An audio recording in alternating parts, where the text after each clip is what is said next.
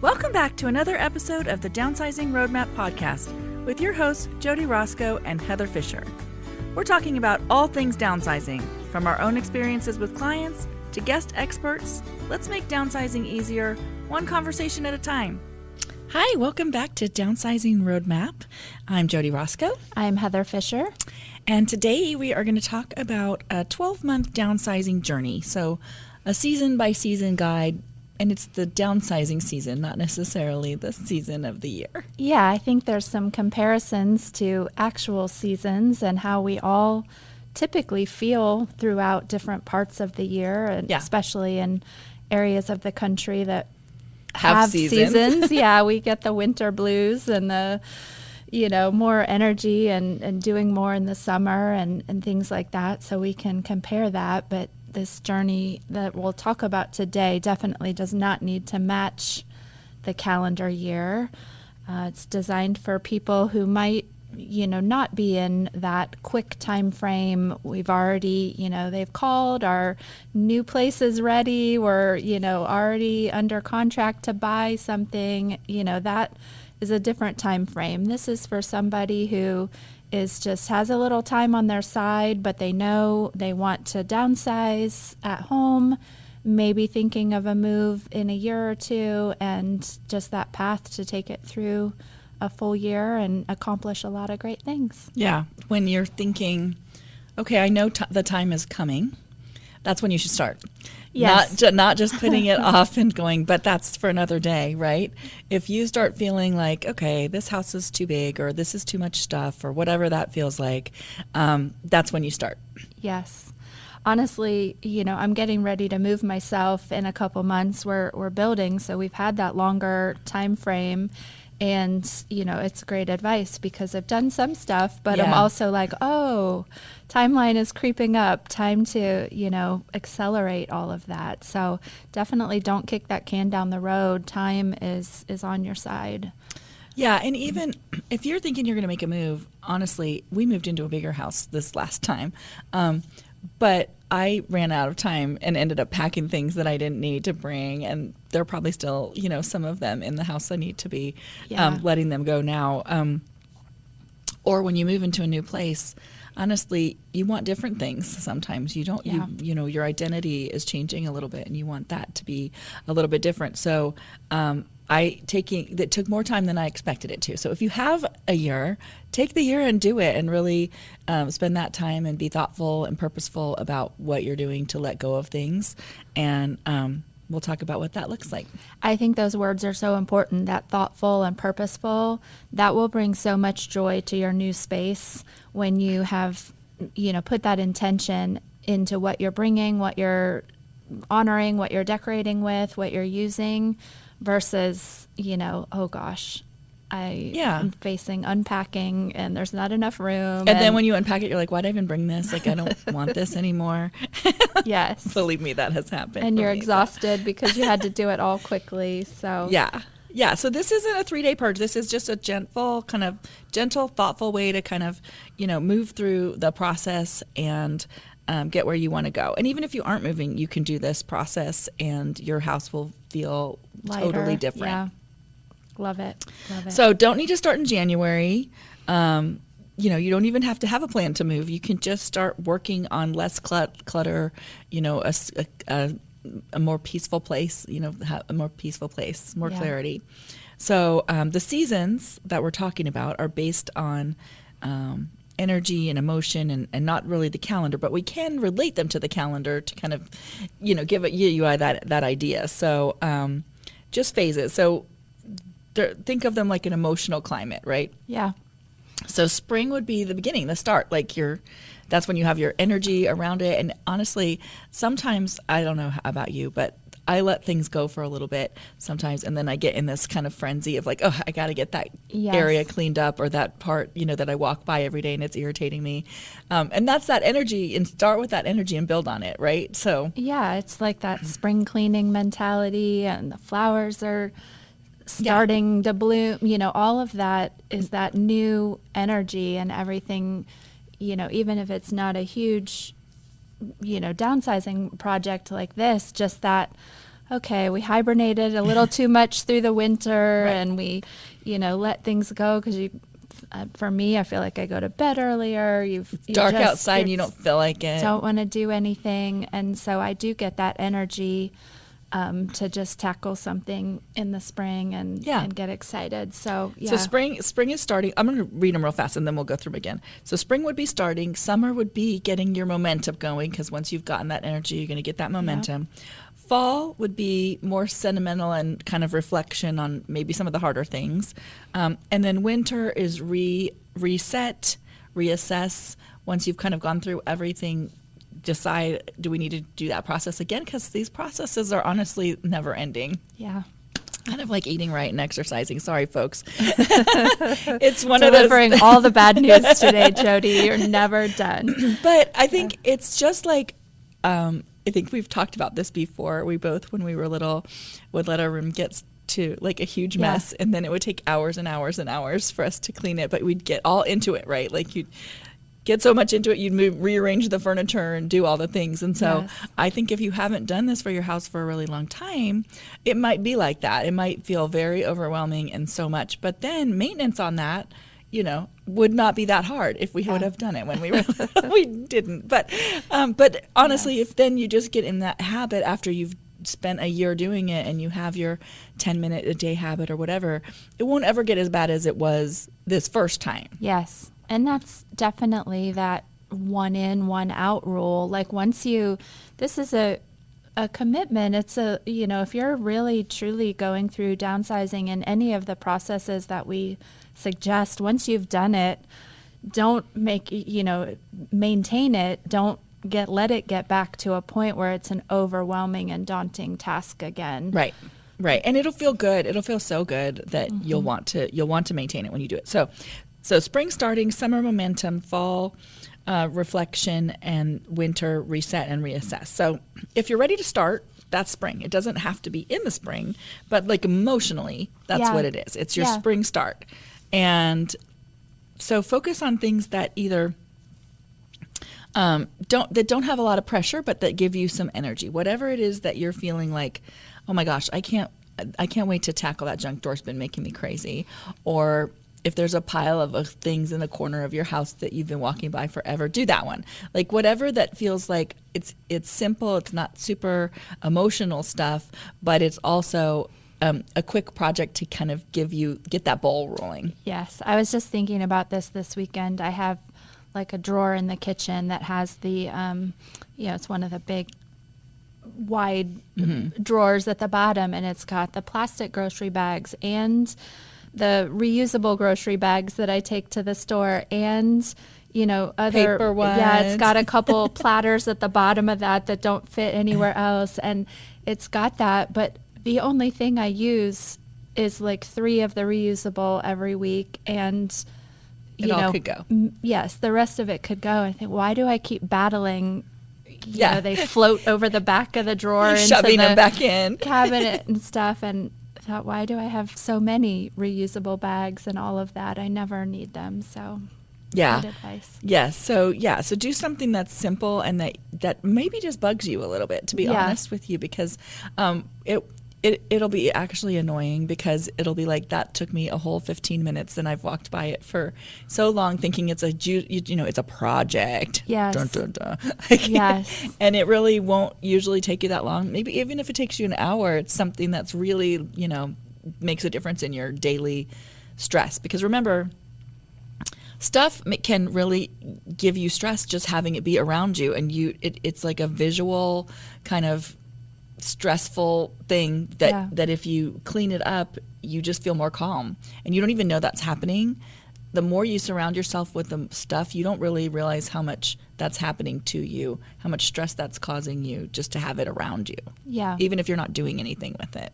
The stress and the extra thoughts and decisions that it causes for no reason all the time. Right. So absolutely. I think that anytime you're going to get started, that you definitely want to, start with those things that will give you quick wins. Right. Never start with the hardest things. Right, for sure. Yeah, yes, because you will get mired down if you start with photos or something that's hard. You will get mired down, and you will not get that momentum. That is the next phase. Summer is the momentum. Like you will not be getting that momentum from picking the hardest thing to, because you won't going to go back and do it the next day. Yeah, because you'll just feel like, oh, this is exhausting, and I don't feel like doing it anymore. So go ahead. I was just going to say, we have a quote down here that I love. It just says, progress counts even when it's small. Yep. So back to that, do some easy things and collect wins. All small things are wins too. It does not have to be that big win at the end of the house, like I'm done. Well, and it doesn't have to be the kitchen. It can just be a drawer in the kitchen. Yes. It doesn't have to be.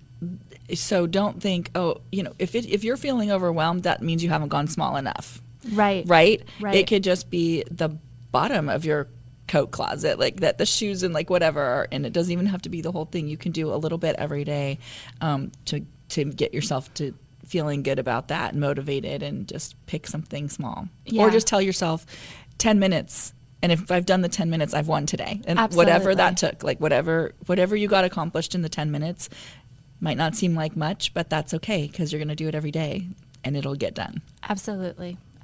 Define what your win is for that day. Yes, and just before you start. Yes. Before you start, define what your win is. If your win is I did it for 10 minutes, great. If your win is I'm going to clean out this one little corner of something, great. Yeah.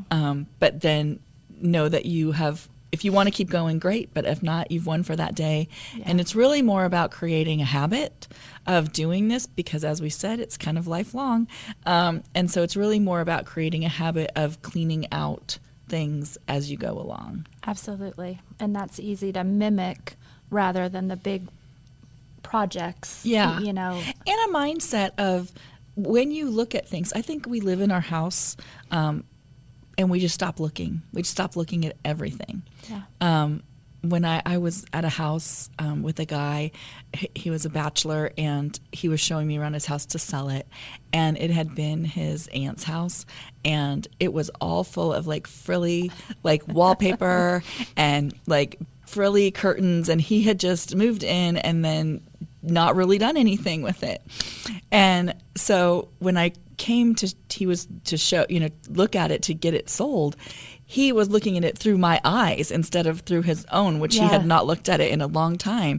And he walked in and he's like, oh my gosh, like that wallpaper's so bad. And, he's this like kind of, younger single guy. It's clearly not his style. And he just had stopped looking at it until I looked at it. And then he was looking at it through my eyes. So I think we do that with us stuff in our house all the time. Yeah, stacks of things, or we just stop looking at it. And so try to look at that with some fresh eyes, and is that what you want that room to look like? And is that, if you could have anything, is that what you would want it to be, right? Yeah. So back to the season then, if we're in the summer season of this downsizing journey, that is just, making sure that you're continuing on those habits and letting each win stack on top of each other. And I would say taking time each week to just think about everything you accomplished. If you did, even 10 minutes a day, you're accomplishing things, and make sure you're seeing that, and that will help you have the momentum to just be like, oh, that wasn't bad at all, and look what is now done. Yeah. Just keep knocking things off that list of areas and drawers and cupboards and and for me, I think sometimes if you're going to take a fresh look at your house like that, maybe you need a new paint color too. Maybe you pick a room and you do the drawers, do whatever it is in that room that needs cleaned out, and then freshen the whole room up a little bit. Maybe just a few throw pillows or something that just changes it a little bit and just gives you a whole fresh look. And then you'll have that visual progress that creates that momentum and creates more energy. Maybe you just need a little zhuzh. Yes. Little something different. Yeah, those little rewards for each room as you're finishing them or whatnot. Yeah. And I think if you focus on one area, you can see the visual better than if you can still do all pieces around the house. That's okay too, as long as you continue to keep moving. But you won't see the visual as well as if you would just take one room and just continue doing 10 minutes a day in that room until that room feels great. Yes. And then when you're in the next room and you're feeling overwhelmed, you can go back to your good room and keep that motivation up, because you know that's what the next room is going to look like once you get done. And so I think personally, like if you just kind of take one room at a time and really dive deep in it. Bit by bit, yeah. I think it's important too to remember that you don't want to move the chaos of one room just around the house. You don't want to keep shifting room to room. So I feel like, maybe one of your days of your habit is, instead of tackling something else, it's driving to a donation drop-off once a week and taking stuff, or making sure that, when it's trash day, beyond your regular trash that you're putting out, that you're, breaking down boxes or cardboard and, get it out of the house. Don't go through all of this and then end up just with piles in the garage or piles in a spare bedroom. Like, make sure as you're moving along, don't go too far before you move the things actually out of the house. Because I think we see, if you go through things but you're just kind of piling this is my donation pile or whatever, you have that creep where it eases back in or it gets tucked somewhere. You need the space where the pile lives, so you move it gets shoved into a closet or something, and then you have to redo it. So definitely, through this season, as you're just building momentum and accomplishing things and looking for that visible sign of progress, make sure you're taking it fully out of the house on those donation and trash items. Yeah, I agree with that. And there's there's people that you could just have a donation come too. You could schedule that, and so you know what date it's coming, and you can stage things there in the garage or whatever for that, and then it's right there for them as they come. But that's coming. 2 weeks from now they are coming to pick stuff up, and you better have some stuff for them to pick up because you've scheduled them. You can't slack off and do nothing. So a little bit of accountability there on that. So, and like you said, once it leaves the house, that gives you that weight, that freedom of the weight. So even if you've moved it all to one place, it still doesn't feel like that until it's actually moved on to its next home. Yeah. And something I do all the time is Facebook has the free, ours is buy nothing. Buy nothing. And so you just take a picture of it, and they're small areas, so it's just kind of your neighbor area. And then you just I put it outside and somebody comes and gets it. And it feels good because they wanted it. They chose it specifically. It wasn't just, random. And then it's gone though out of my house. And so that's the best part. Yeah. So give yourself, once you've built some momentum, you could do larger projects, right? So at the beginning we started small, but you can pick up some larger projects. And if they start to feel overwhelming again, just break them down. The garage is big, but you can do a corner of the garage, a wall of the garage, whatever that looks like. And then, if you're doing paperwork, I think winter's a great time to do paperwork too. Just, you can lay that around and back to that hibernation. Yes. You're just under your blanket on the couch and go through it. Yeah. Block that time on your calendar. Put yourself a reminder, have it come up so that you've blocked your time, and set your goals, whatever that is. Is it a bag a day?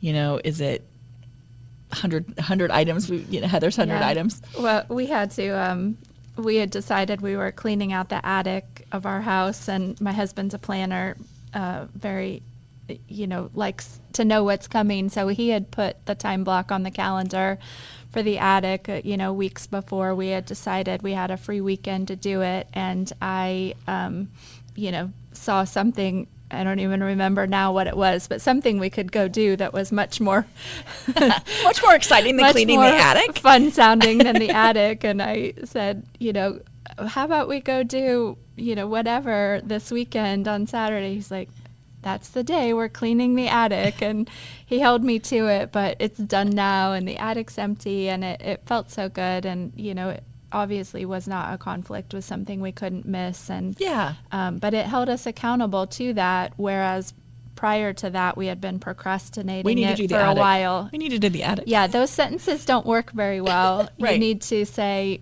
we are doing the attic on this day.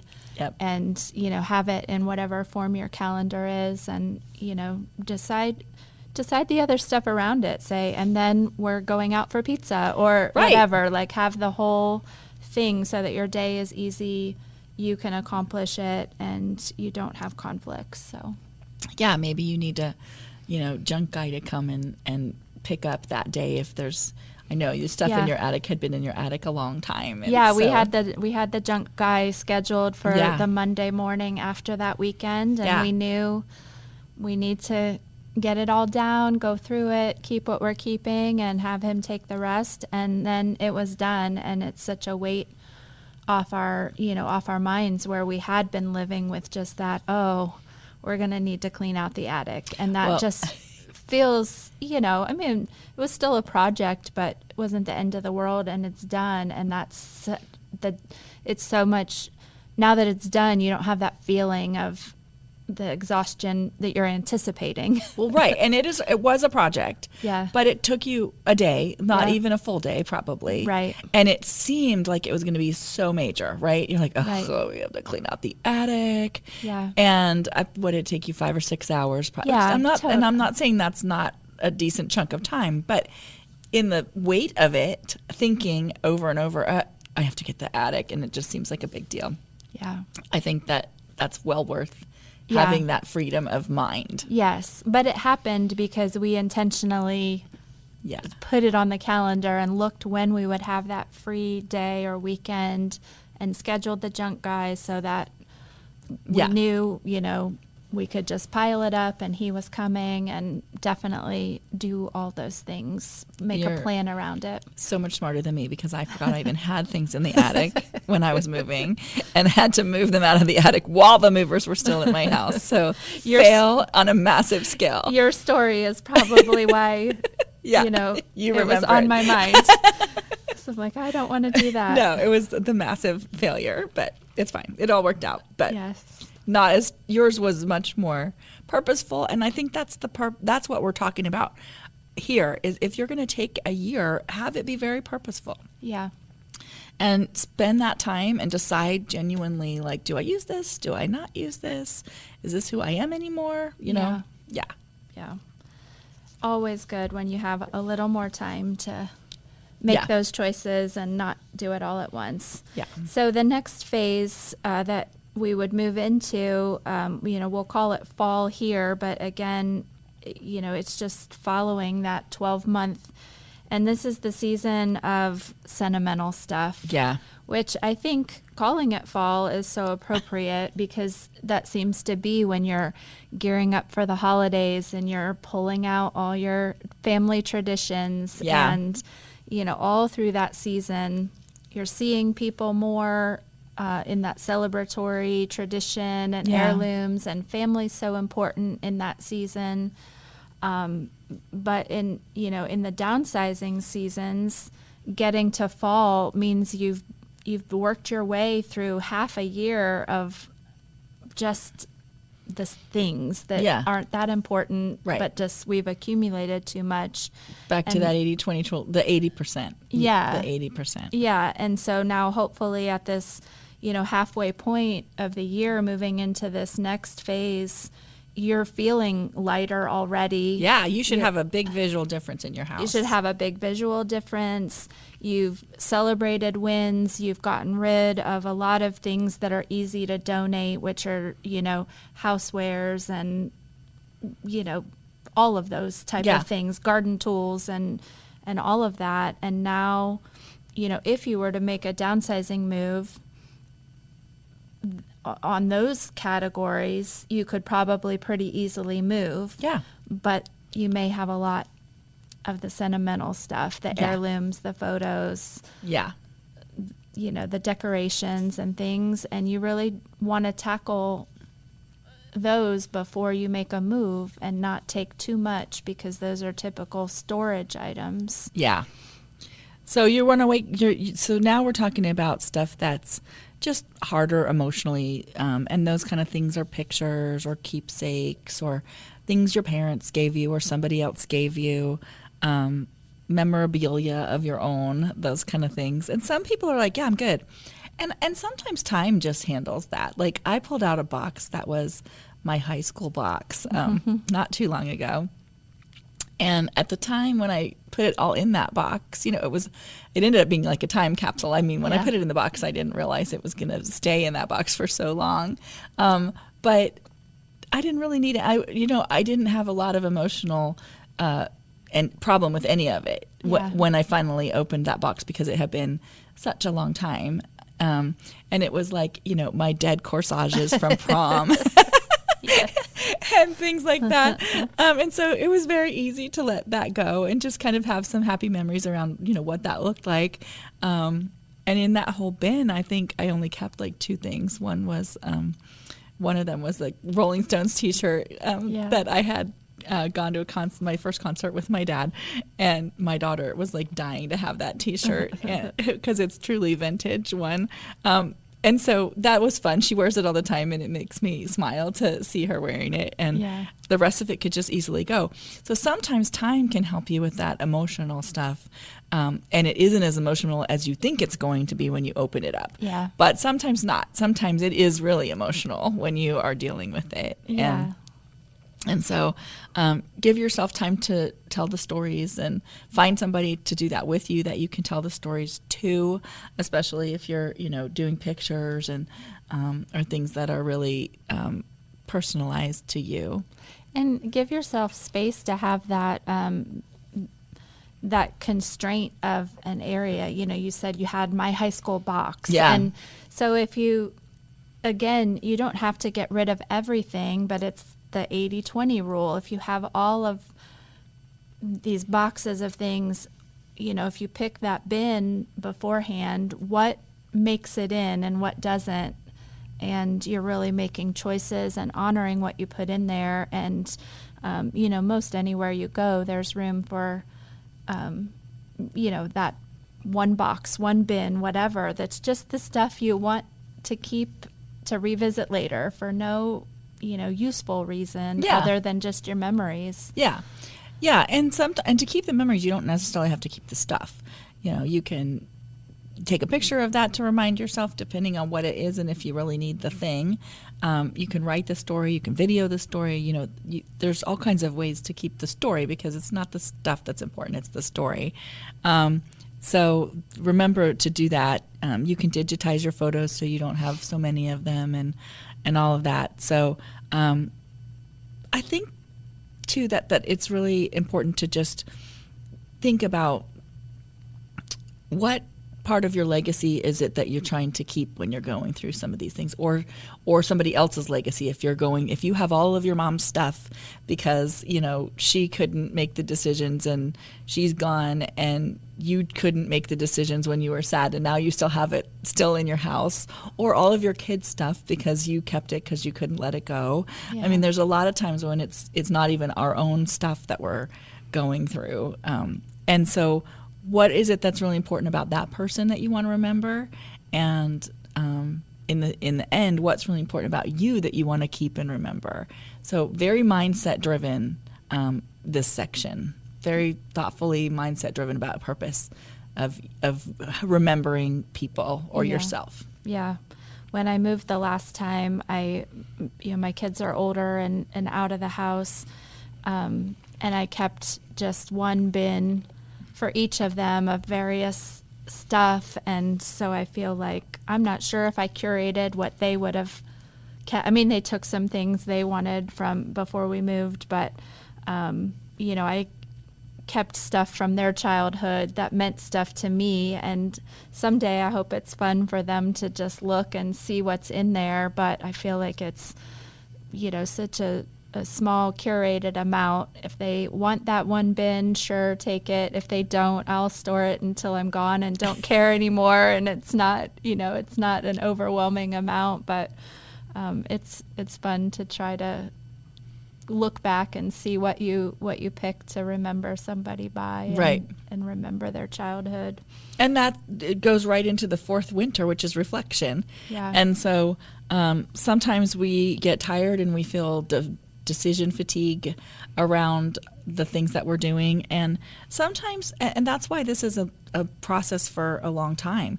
I mean, sometimes you're going to go through all of it once, and then you can come back a year later and go through all of it again, and it's easier to let some of that go the second time.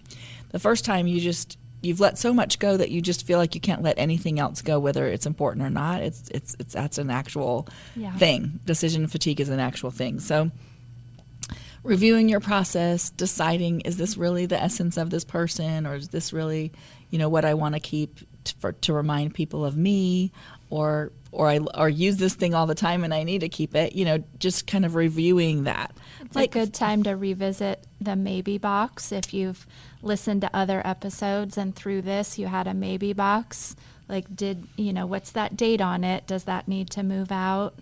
It's a good time if you did our trick with the hangers, turning them all backwards. Let go of that stuff. What did I not turn around? You're just kind of going back through the challenges that you've worked through and looking, what else could I get rid of? What decisions were hard for me at the time, but now that I'm seeing so much change in my house and the way I'm living and my, energy around it, what is easier now to do? What I've been doing this year, it does take a year if you just do it this way. I've always decorated. My mom always decorated our house for different holidays, and so she passed that on to me. And so I have lots of different holiday things. And so I've started to now, when I get my bins out for the holidays, whatever I have not put out that's still left in that bin at the bottom, do I want that? Like, why am I not putting it out?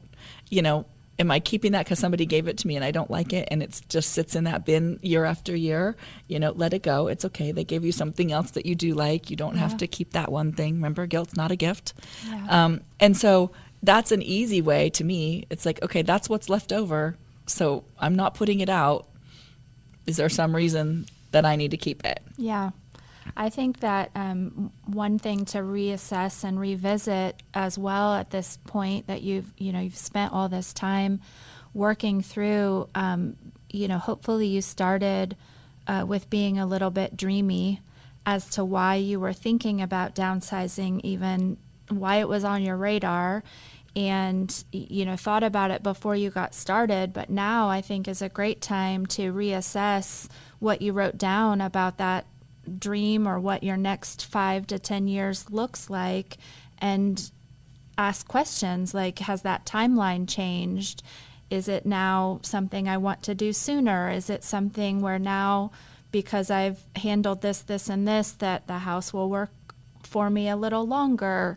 Am I thinking I, enjoy this lighter life and I want to go travel more? All of that, just kind of looking back on what your plan was and seeing if it needs tweaked at all. I think that's a great time. Yeah. And then I think, as we've said, it's always a repeat of, keeping going with all of these things, but reassessing or evaluating what parts of the year were the hardest for you.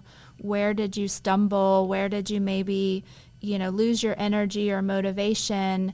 And look at that and say, is there a different approach I could take? Do I need to pull in an outside resource to help me? Do I need to, do 1 hour a week instead of 10 minutes a day? Like where will you land that you can continue? And what can you take from the parts that you did the best at and keep repeating? Yeah. And, still, again, the mindset of like, what's your legacy?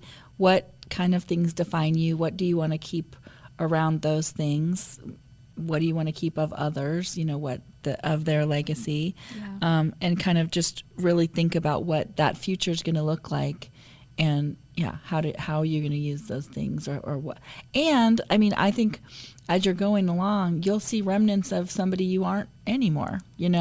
I mean, hobbies we find all the time. People have hobbies they've started, and then that's not what they're doing anymore, but they don't get rid of any of those things. And life changes, and sometimes that's hard for people, and sometimes it's exciting for people, and that's how you decide you want it to be. But sometimes things have used their purpose in our life, and that was great at the time, but it's time to let it go. And so that's not really part of the full legacy that you have of yourself now. So yeah, good advice for sure.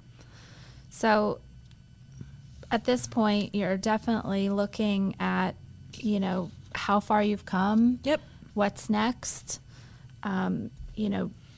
What season do I need to revisit? What season are you in right now? What season are you in? What are the next plans? Yeah.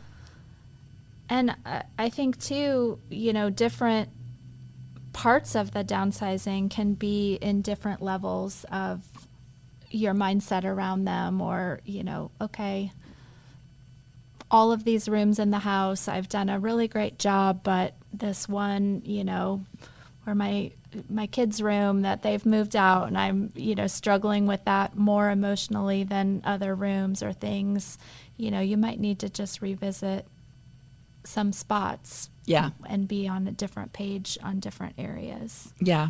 Yeah. So just keep this as a thought process. Summer, winter, or summer, spring. Oh my gosh. Spring. Spring, summer, winter, fall. Spring, summer, winter, fall. So spring, get yourself started, find that energy. Summer, get that motivation going.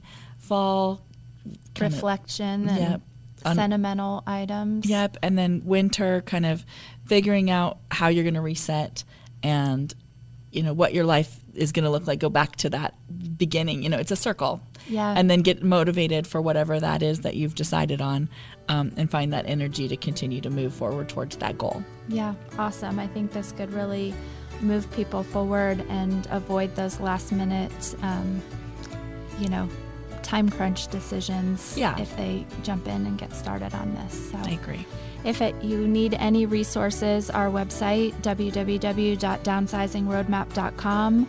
You can reach out to us through there if there's any questions you have.